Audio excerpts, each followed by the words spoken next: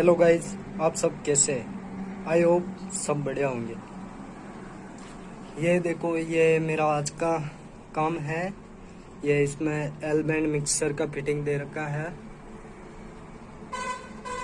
ये मेरा शावर का हो गया और इसके साथ ही ये अटैच में एक वन पीस सीट भी लगेगी।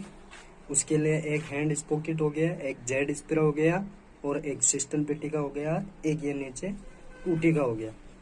और ये इधर मेरे गीजर के लिए लाइन हो गई, हॉट एंड कोल्ड। ये मेन लाइन हो गई है।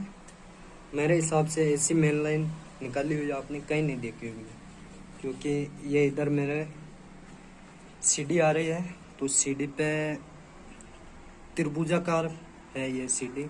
तो हमने यहाँ पे एक 90 डिग्री और एक 45 डिग्री का एल्बो यूज में लिया है।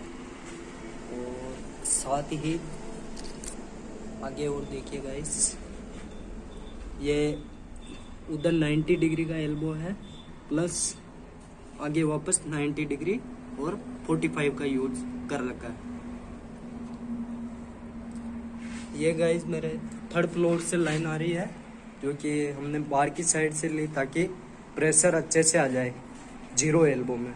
मतलब टी लगा के एयर पाइप खड़ा करते ही लाइन सीधा नीचे बाथरूम के अंदर आ जाएगी। इससे क्या है कि प्रेशर डाउन नहीं होगा, अपना प्रेशर बराबर बना रहेगा।